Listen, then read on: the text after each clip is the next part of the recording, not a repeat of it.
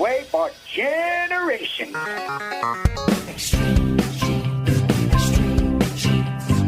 Dates in the Bible don't quite match the marriage certificate.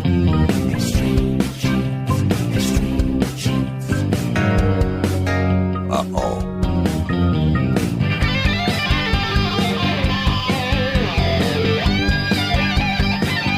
And welcome, America, to America's family history show, Extreme Genes, and ExtremeGenes.com. It is Fisher here, your radio root sleuth, on the program where we shake your family tree and watch the nuts fall out. So great to have you along. We've got some great guests today, of course. We've got Sunny Morton back, and she's going to tell you the story of the case of the missing nun. Yes, and how she found her and how she found these records that nobody even knew existed, at least not in our world. She'll explain the whole thing coming up here in about 10 minutes. After that, we're going to talk to Dr. David Wood from Brigham Young University. They've done a new study out there about family history research and your sense of well-being. I think it's an important one. You're going to want to hear what they did. The methodology was really interesting. You're going to catch the whole thing coming up later on in the show. Right now, it's time to head out to Boston, Massachusetts, where David Allen Lambert is standing by. He is the chief genealogist of the New England Historic Genealogical Society and AmericanAncestors.org. Hey there, Dave. What you been up to lately, my friend? Well, you know, I like to always be one step ahead of the game. Yeah. And we were preparing for a upcoming research tour to the Boston City Archives. And my family's lived in Boston early on in the 1600s, but more recently, my third great-grandfather, that War of 1812 veteran. And I wanted to look at the tax records. So, yeah, Family Search has digitized them, and you can find them online on Family Search. But then I got a chance to flip through the pages versus just flip through the scanned images. Then I thought about some other things that I had heard they had there, and they brought out a box for me. And within it was a complete census with head of household and statistics for the 1837 residents of Boston. Wow. And so I knew my family was in Ward 11. Turned to the page in short notice. I found them. So I'm really excited about this because I got to see it firsthand, and I really expressed to them how valuable. They're working to get more and more things in their digital archive. Right. And now they push this up the priority level. So I really hope that they get it online, and maybe there's some crowdsourcing to get it indexed. Yeah. Wow. Well, you are very influential, obviously, David, to get them to do this. So that's great news. Good stuff. Strong work. Well, and then right after that, I went to the cemetery down the street and visited my great-grandparents.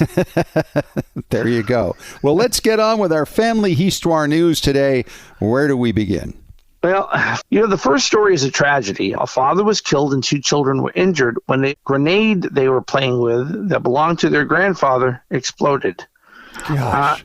People have trunks in the attic, and the souvenirs that people brought back included live ammunition. And this has been a problem for generations, Right. since probably the Civil War. I mean, how many times have we talked about a national park? They found a live canister that had to be exploded by the bomb squad. Oh, yeah. German bombs over in England are being disarmed all the time. They have to reroute traffic, and it's been, 80 years? It's insane, but we have our own arsenal in those trunks like you're talking about. And this took place in Indiana. It killed the father and seriously injured 2 of his teenage kids, a son and a daughter, and they're in the hospital right now because somebody pulled the pin. It's a terrible shame that this has happened, and it just goes to show you when you're looking through your family belongings, if you think you need the bomb squad, please call them before you play with the items. Yeah. Oh, my gosh. No doubt. Well, speaking of World War II, a young teenager over in Italy is a metal detector. No, he didn't find Caesar's treasure or anything like that, but he did find something which was a treasure to a Boston family. He found a soldier's bracelet with a name on it. So he decided not just to do the work on the internet. He came to Boston and actually visited the cemetery where the soldier was buried and died back in the 1970s. And with the help of the cemetery, the Mount Hope Cemetery in Boston, tracked down that the family only lived about 3 miles from the cemetery. And he brought the bracelet back and gave it to the awestruck family. That's a story of a lifetime for that family, that they get a hand delivery of the bracelet of their World War II vet from some guy in Italy. Amazing. Yeah, dated 1943 on the bracelet, and the soldier's name was Ernest Holtzclaw. So not exactly a John Smith, so it made it a little easier to track down. Yes, indeed. Well, we had on the show the guest for the exoneration of the Connecticut witches from the 17th century, and I'm delighted to say that it passed the House with 121 yay votes and 30 nay votes. All right. Now it's going to the Senate, so stay tuned for those of you who had an ancestor accused of Connecticut before the Salem witchcraft trial. Yeah, absolutely. Yeah, Connecticut was hot on the trail of the witches long before Salem. It was crazy. Well, my next story goes way on the other side of the United States, out by Seattle, where a crew is preparing for a series of dives off the Washington state's coast to locate the SS Pacific. Now, the SS Pacific fish was sunk in 1875. It was going from Seattle to San Francisco. It collided with a sailing ship at night and sank, losing 325 people on board. Only 2 survived. Now, the ship, besides having passengers, had tons of coal, oats, and hops, and a substantial amount of, this is why they're going for the ship, gold. I always have mixed feelings when they start going onto these shipwrecks, especially when there were passengers that died, because to me, that is also the grave of these people. So if your ancestor was on that vessel, stay tuned. Sometimes documents end up on eBay and, we buy some really cool things, you and I. But in Russia, well, they raided someplace early on. And hundreds of documents dating back to the 9th century have been found in St. Petersburg. Well, originally they wouldn't even make copies of them, but now they're offering scans. And these are documents that date back to the early history of Spain, including a last will and testament for somebody who lived in the 11th century. Wow. So what are they doing this for, goodwill around the world? I mean, it seems an odd time, doesn't it? Yeah, it really kind of does. All right, David, thanks so much. We'll talk to you at the back end of the show with Ask Us Anything. And coming up next, we're going to talk to Sunny Morton about the case of the missing nun that she solved and how she did it. It's all on the way in 3 minutes on Extreme Genes, America's Family History Show.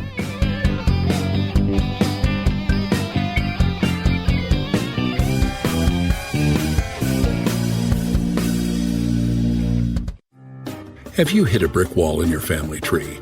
Are you unsure how to use your DNA test results to resolve a research question? Do you want to travel where your ancestors walked and need to find details before you go? Need help joining a lineage society?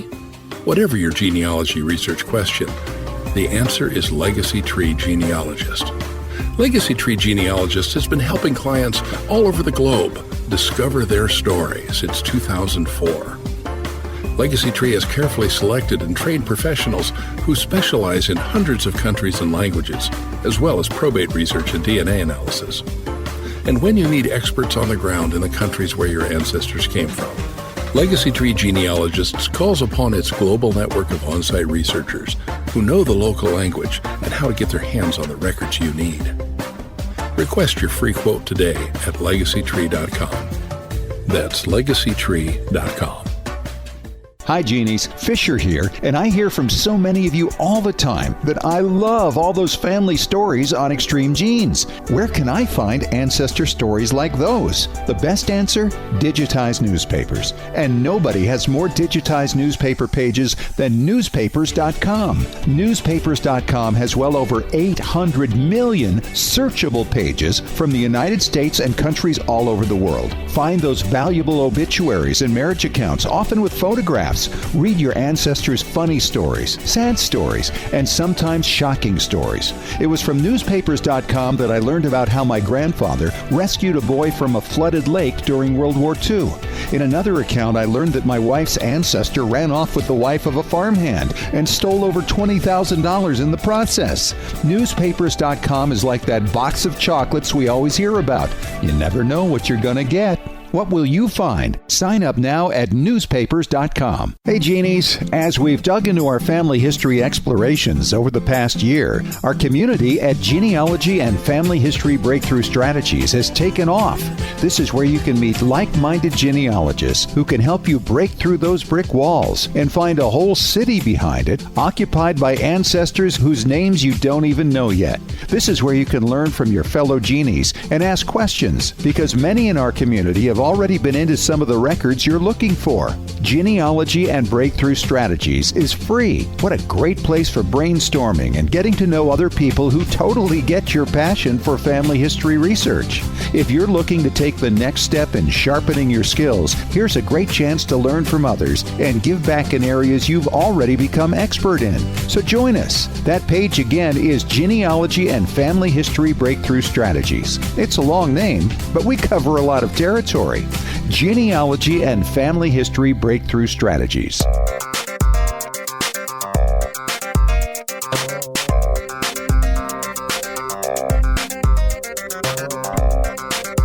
All right, onward with Extreme Genes, America's Family History Show, and ExtremeGenes.com. Fisher here, your radio root sleuth. And my next guest, we all know her, we all love her because she's got amazing stories, amazing finds, and amazing ways of finding them to share with you.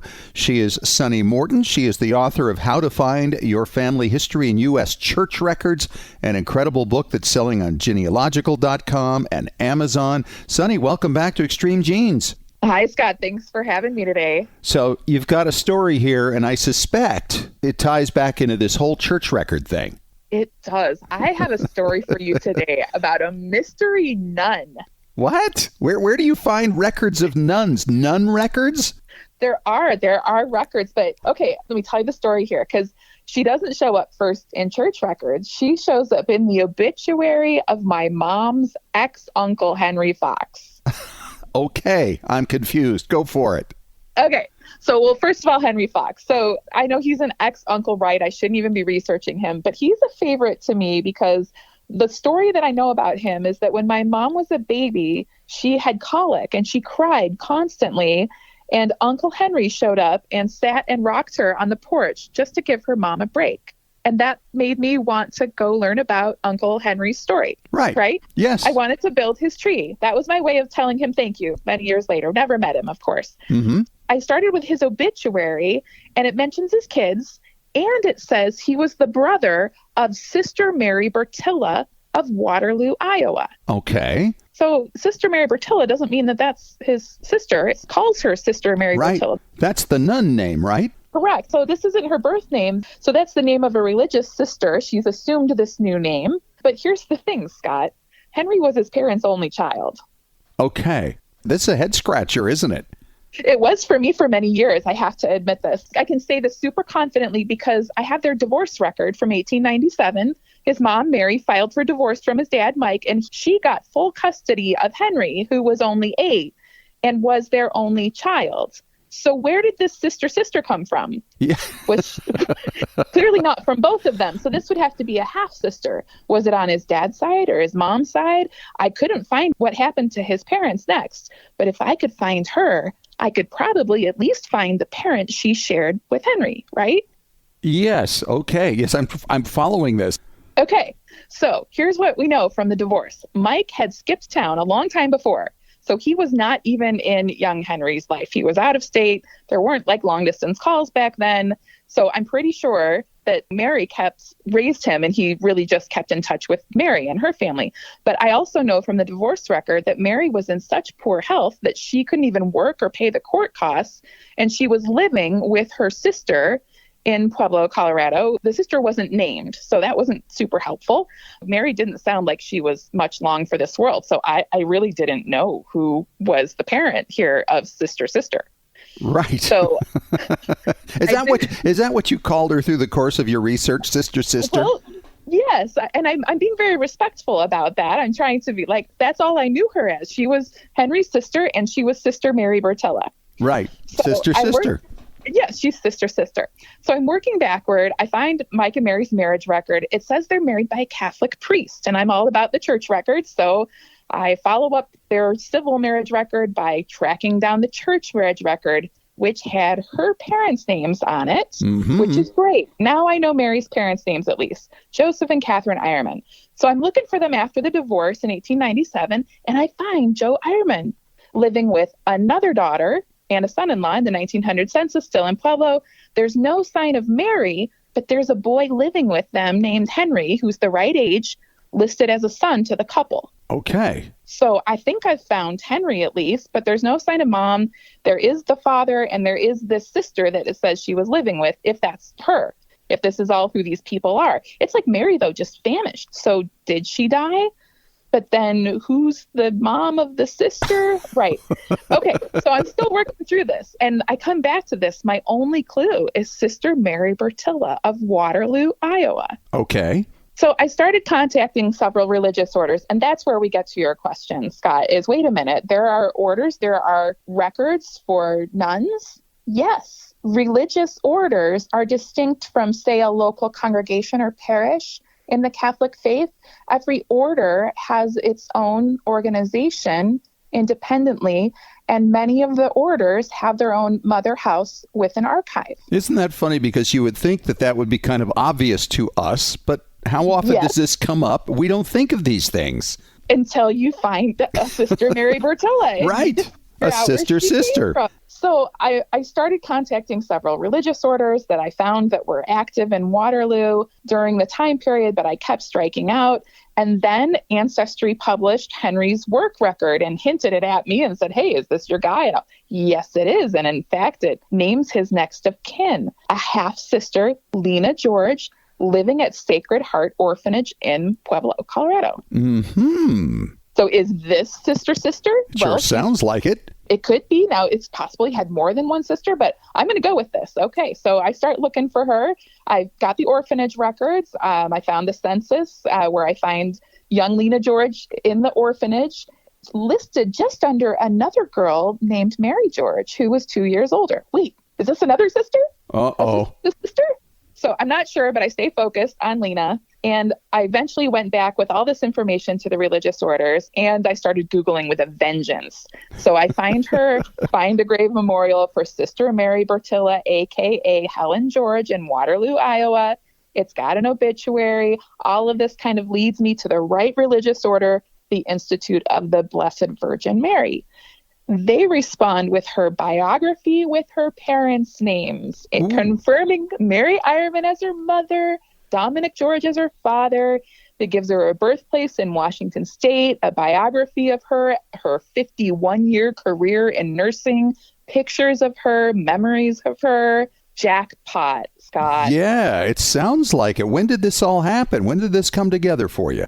This has finally come together for me probably in the last 3 to 6 months. I've been working on this one for a long time. At least I've been able to put together Henry's stepfamily, his half-sisters. Yes, the other girl in the orphanage was also his sister.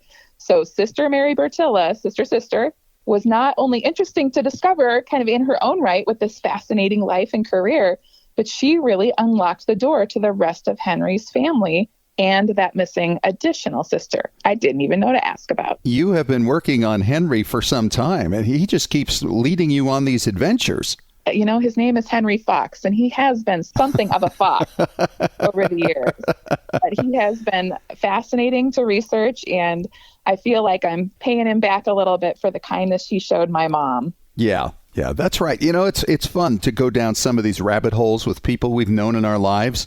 I think about neighbors that I grew up near, and gee, who were they? I found out a couple of them were actually related to my dad way back in early New England. I had no idea, and that was kind of fun, which meant some of their kids were related to me and my brother.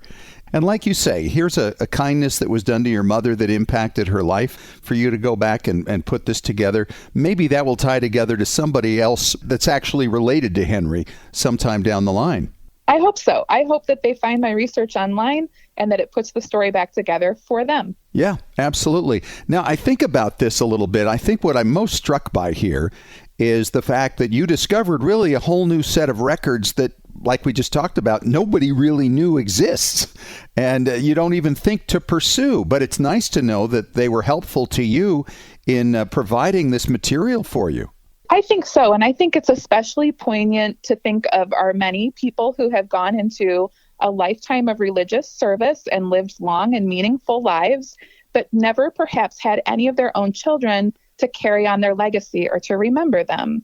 So the idea that we would pay attention to and remember the aunts and uncles and others in the family that may have gone into religious lives like this by learning more about their lives and by using what you learn to fill out the rest of the family, I think can be pretty meaningful. Yeah, absolutely. And you've certainly proved that. Now, my question to you is, does this kind of inspire you to pursue this new set of records for another book? I mean, there've got to be a lot of records out there in these various religious orders. I have to confess I've spent a lot of time researching Mother House archives online lately, and I might make myself annoying at a few of them. Just say, hey, can I come visit and see your records? I would really love to better understand them so we can have a better understanding of who all these wonderful people were. Yeah, you're going to see more on this from me. Well, so have you found a great willingness? I mean, obviously these people helped you out. Were they enthusiastic about it, or were they hesitant? Did you feel you had to be a bother? Or what was the sense of it? You know, I contacted so many orders and all of them responded to me immediately. All of them checked their files and many of them went out of their way to offer additional suggestions. They sent me photocopies from directories. They were all so responsive and so respectful. Every single one of these archives of these Mother House orders. Wow. All right, let's talk about your book a little bit. How to Find Your Family History in U.S. Church Records. It's doing really well. It's been out for, a couple of years now, right? Yeah, it has been out for a little while. It just won the NGS Best Book Award last year, so it's gotten a little bit of buzz lately. My co-author is Harold Henderson, of course. But yeah, it's done very well. And I think the thing I love about it is that it brought a lot of people success, Scott. I've heard from a lot of people who said, I tracked down these records for people I thought were lost to me forever because of their church records. I was able to find them again. So that's been really rewarding. You can find the book, of course, on Amazon and at genealogical.com by the author, our guest, Sunny Morton. Thanks, Sunny, for coming on. Always great. Thank you. And coming up next, Dr. David Wood from Brigham Young University. There's a new study out that connects family history research and a sense of well-being. You'll want to hear about this. Coming up next in 5 minutes on Extreme Genes, America's Family History Show.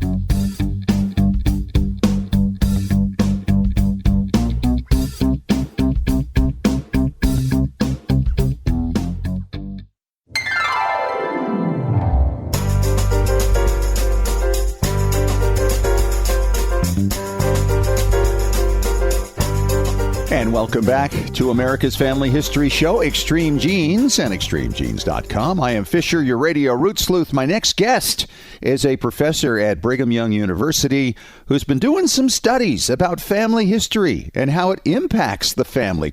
Welcome to Dr. David Wood. It's great to have you, Dave. How are you? Thank you so much. I'm excited to talk about this. It's a fun topic and to share what we've learned. Yes, absolutely. And, there have been studies on this going on for some time, most famously, I guess, at Emory University in the past. But there was one that actually said that family history is correlated with but does not produce psychological well-being. And I know you took a little umbrage with that. Well, how science progresses, it's, everybody has an idea and you go test it and then you come up with another idea and you keep testing. Right. So we read this original paper and they found some interesting correlations to show people who know more about their family had better psychological well-being. And they said, well, it's not the knowledge of their family, but that's proxying for something else, such as, really strong families are more willing to talk about their family. And while we thought that was interesting, we said, well, I actually think there's something about just knowing your family. It's not just the strength of how nice your parents are, but knowing about your ancestors connects you to who they are, which will help you in your life. Absolutely. So you had the previous study, you wanted to look into that, and now you wanted to try to improve on it, or at least maybe even disprove what they had come up with. How did you go about it? What was your methodology? So it wasn't so much disproving, but extending. Okay. So their initial efforts showed that people who knew about their family were correlated with these better outcomes. And we said, well, wait a second, we've got some really cool data and some unique ways of doing this. One of our co-authors teaches family history here at BYU. And we said, well, let's measure students' self-esteem, their resilience, their anxiety levels, all of those types of things before the semester starts. Okay. And then we compare that with another group of students who aren't taking the family history class. And then by the end of the semester, we then compare how much they've changed over the course of the semester. And the expectation is if you've been studying family history and working on that, you should see greater improvement in all of these other factors we measured. Interesting. So what did you come up with from this? So the key finding is a model that shows how family history relates to positive psychological outcomes. Now, to unpack that a little bit, what we show is people who study their family begin to identify with their family more, which makes sense. If you know more about your ancestors, you can talk more about them, you know who they are, and it helps you understand who you are. Have you found anything that says how far back that has to go to have that effect? That is fascinating. The first question we usually get is, well, what if my family were a bunch of criminals? You're right. or were bad, and we didn't parse out if you had the bad guys in your family or the good guys. It just seems to be that if you know anything about your past family, recent, advanced, we didn't tease that out. That would be a fascinating question. But once you know about your family, that then gives self-esteem. And there's a large body of psychology research that shows this, that when you're in a group that's positive, you get the benefit of that group. You think of sports fans. When your team wins the NBA Finals or the Super Bowl, and you're a fan of that team, suddenly you're a little bit better. You walk a little bit with your chest puffed out a little bit more the next day at work. And this is the same thing because families are groups that you can't get out of. And so by identifying more with your family and coming to know who they are, good or bad, you then have this group of people who are surrounding you who will help you feel more of who you are. And so when you talk about surrounding you, you mean mentally, because obviously the ancestors, most of them are gone, or you've never ever known them personally. Exactly. They are the people who came before, and that helps you know who you are. I mean, we've all been to talking to, our aunt who is super involved in family history, or a cousin, and how long they can talk to you about who their family is and all of the stories and that richness. That imparts identity, and that helps you know who you are, which then leads to self-esteem, which reduces anxiety, increases resilience, and helps you cope better with life. In the hierarchy of identity, where does family fall into that? So we all have multiple identities, right? Your school, your alma mater, your sports team. Groups that are harder to get into and out of will give more identity. So if it's your neighbor and you've lived by him for 30 years, that's going to be important, that cul-de-sac. But if it's just, the latest team that you're a bandwagon fan, that's not going to. Right. And so with a family, essentially it's, you don't get to choose, and you can leave a little bit, there's adoptions or there's divorce, but largely who your family and your ancestors, you can't ever change. So that would say family would be one of the most important identity bestowing groups that exist. Sure, even ahead of race and culture and national origin. I couldn't empirically say that, but yes, those are, again, your race and some of those things can't be changed either. So they would be probably on par with that same thing as family. So talk about how you measure somebody's emotional well-being. You talked about doing that before and after the semester with these two different groups. How is that measured? So there's a large group of psychology research that looks at this, and it makes sense. We care about these things of anxiety and resilience. And there's just questionnaires they've developed over time, and they refine them. There's a whole methodology for showing, hey, these measures show reflections of resilience and anxiety. So we used measures that had all been very well vetted in the literature before.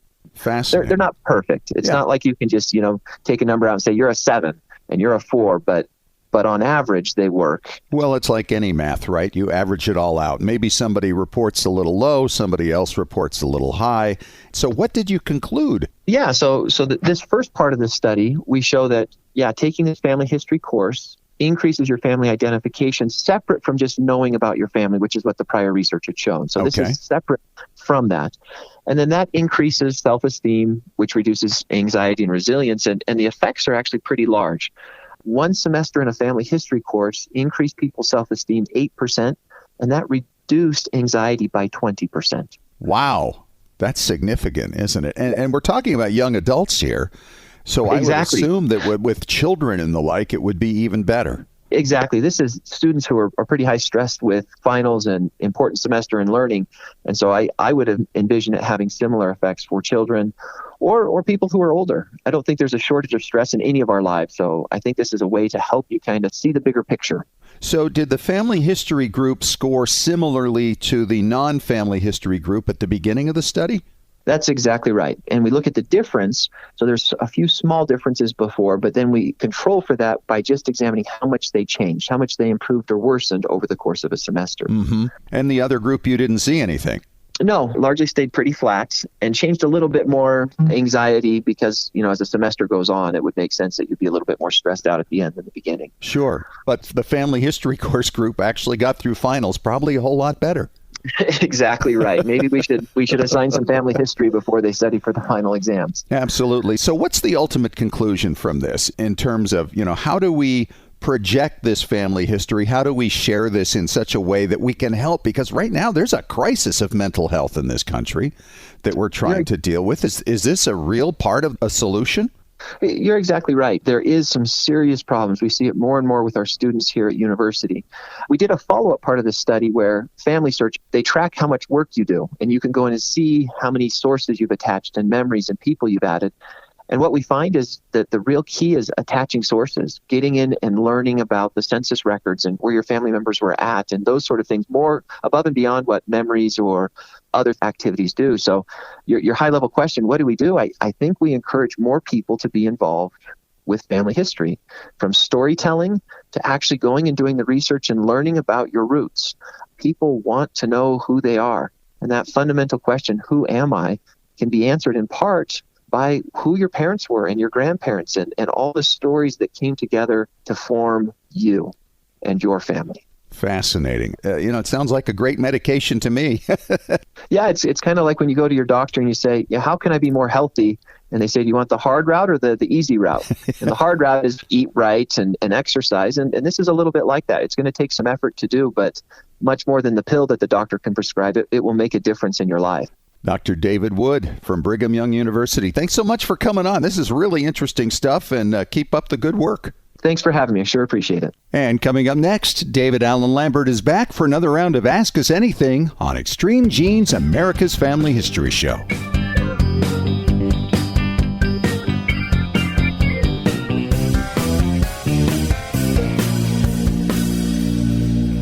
Hi, Genies. Fisher here, and I hear from so many of you all the time that I love all those family stories on Extreme Genes. Where can I find ancestor stories like those? The best answer? Digitized newspapers. And nobody has more digitized newspaper pages than newspapers.com. Newspapers.com has well over 800 million searchable pages from the United States and countries all over the world. Find those valuable obituaries and marriage accounts, often with photographs. Read your ancestors' funny stories, sad stories, and sometimes shocking stories. It was from newspapers.com that I learned about how my grandfather rescued a boy from a flooded lake during World War II. In another account, I learned that my wife's ancestor ran off with the wife of a farmhand and stole over $20,000 in the process. Newspapers.com is like that box of chocolates we always hear about. You never know what you're going to get. What will you find? Sign up now at newspapers.com. Have you hit a brick wall in your family tree? Are you unsure how to use your DNA test results to resolve a research question? Do you want to travel where your ancestors walked and need to find details before you go? Need help joining a lineage society? Whatever your genealogy research question, the answer is Legacy Tree Genealogist. Legacy Tree Genealogist has been helping clients all over the globe discover their story since 2004. Legacy Tree has carefully selected and trained professionals who specialize in hundreds of countries and languages, as well as probate research and DNA analysis.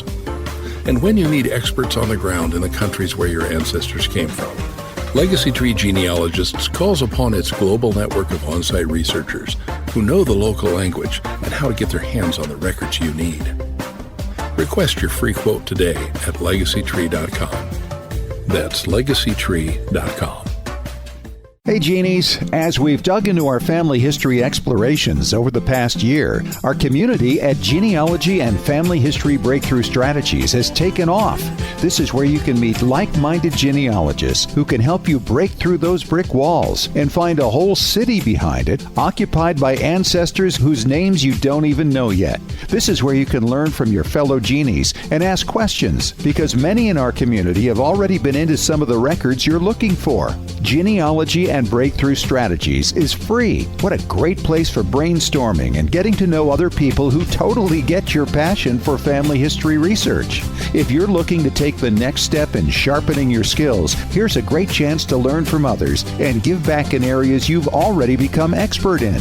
So join us. That page again is Genealogy and Family History Breakthrough Strategies. It's a long name, but we cover a lot of territory. Genealogy and Family History Breakthrough Strategies.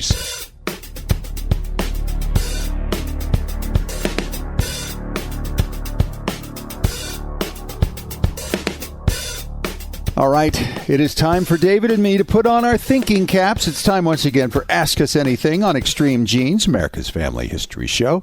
And David, our first question today comes from Lincoln in Annapolis, Maryland. And Lincoln writes, Fish and Dave, how reliable are census records? Interesting. He says, I see a lot of things there that don't match other records. How do you manage the mismatches? That's a great question. And it's a loaded one, isn't it? It really is. And, I can remember back to the days when Ron Vern Jackson did the bound census indexes. Right. We didn't have digital. You had the microfilm at your National Archives or your Family History Library that may had a copy of it. And you would look and hope to find your ancestor. Well, sometimes, the same technology we use today, our eyes, doesn't always read the handwriting correctly. So right. My ancestor, Joseph Fagans, in Portland, Maine in 1830, they read Phagins as Physics. And he was, for the longest time, the only person of the physics family. So I had to learn physics to find my genealogy. Then I have the great-great-grandmother who every 10 years gets younger. Yeah, we all have those. Oh, yeah. I think censuses are about as reliable as the person giving it, and that could have been the 10-year-old at home, the neighbor next door, or the person who didn't speak a word of English, just trying to answer the questions. Yeah, and then you have the question of the indexers. We usually all start with an index and see if we can find our people, and the misinterpretations of what's online complicates it even further. The thing is, the census record, I think, is generally considered the most valuable genealogical tool that you can work with. Would you agree with that? Mm-hmm. I would think so, yeah, because, so many of them are already indexed for us. Even the 1950, even though I can't find my dad in it. But that's because, everybody's in it when there's a census, especially the federal ones. Yeah, and so it gives you a snapshot of what a family looks like generally every 10 years. In some cities, it might be a different 10 years. The thing is, like you say, it's really the human side of this thing. People mishear, people misspeak. There are people who couldn't write or read, and they couldn't even tell you how to spell their name. So people had to write it down the way it was. I think for most of us, Dave, and maybe you do this too, I just kind of look for what did the majority of the records say, and that's kind of what I go with. Right, exactly. You kind of rule it out as like a process of elimination. It's like the 1880, 1900, 1910, 1920 census. That will start recording the state in which your mother or father, or the country in which your mother and father are born. Look at a family of 10 kids that span those 40 years of censuses, and you're going to find different answers for each one of the kids in all those decennial censuses. Yeah, you're absolutely right about that. I've been working with a family right now, and there was a Hamilton Gilliard. He died, and his wife died, and the kids were all farmed out. In the census, it called him Hampton Gilliard.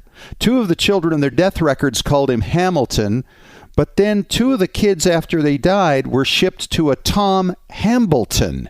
And so I'm thinking, okay, I bet you that's an uncle on the mother's side. Something like that. So, really the census is just another clue, just like any other record out there. You have to do comparisons to other things to try to really drill down and figure out what the person was trying to share at the time, and if they even knew. Some people didn't even know what their age was, right? Or they lied about it, like the people you're talking about in your particular records, and we all see that stuff as well. So don't let it bother you, Lincoln. Do the best you can. Try to match it up and come to the best conclusion. And you know what?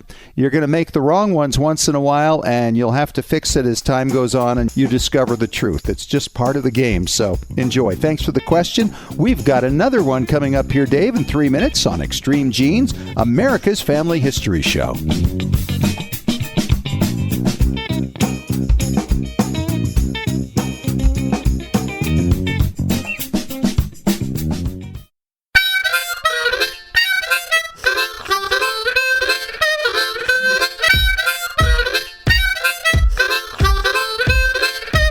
All right, final question this week on Ask Us Anything on Extreme Genes, America's Family History Show, and extremegenes.com. Fisher here, your radio root sleuth with David Allen Lambert, back from the New England Historic Genealogical Society and AmericanAncestors.org. Dave, could you shorten that name at some point? Just call me Dave. Not your name. Never mind. Okay, so here's the next question. It says, guys, I have been fortunate to have a lot of stuff from my great-grandparents, which seems to me to be unusual. Do you agree? Leah in Clearwater, Florida. That's a great question. Do you have a lot of stuff from your great-grandparents, Dave? Well, on my dad's side, for his paternal side, I have nothing. Nothing. I don't even have photographs of them. My dad's mother's side, I have 2 pictures of my great-grandmother. Nothing that belonged to her. Mm-hmm. However, you remember a few years back, I got that package from Canada, the pocket watch that belonged to my great-grandfather, the railroad engineer. Yeah, that was great. It was, because I have no photograph of him. But now I can hold the watch up and listen to something he heard, something he held. Yeah. Definitely was well loved for a while, so it had some use to it. Yep.